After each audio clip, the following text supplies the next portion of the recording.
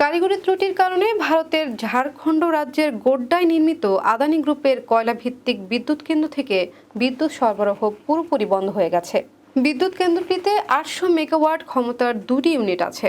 প্রথম ইউনিট থেকে উৎপাদন বন্ধ হয়েছে ৮ এপ্রিল, আর দ্বিতীয় ইউনিট বন্ধ হয়েছে শুক্রবার দিবাগত রাত ১টার দিকে।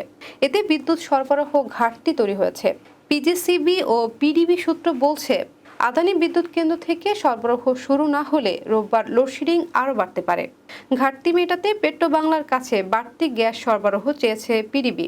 বিদ্যুৎ কেন্দ্র থেকে জাতীয় গ্রেডে বিদ্যুৎ সরবরাহের রাষ্ট্রীয় সঞ্চালন সংস্থা পাওয়ার গ্রেড পিএলসি, বাংলাদেশ পিজিসিবি ও বিদ্যুৎ উন্নয়ন বোর্ডের ৩ জন দায়িত্বশীল কর্মকর্তা এটি নিশ্চিত করেছেন। তারা বলেন, বিদ্যুৎ কেন্দ্রটি থেকে সর্বোচ্চ ১,৪০০ মেগাওয়াট পর্যন্ত বিদ্যুৎ পাওয়া যাচ্ছিল। ৮ এপ্রিলের পরও ৭৫০ মেগাওয়াটের বেশি সরবরাহ করা হয়েছে।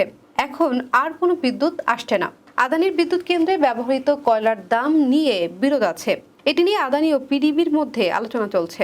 বকেয়া সুদ নিয়েও বিভিন্ন সময় তাগাদা দিয়েছে আদানি।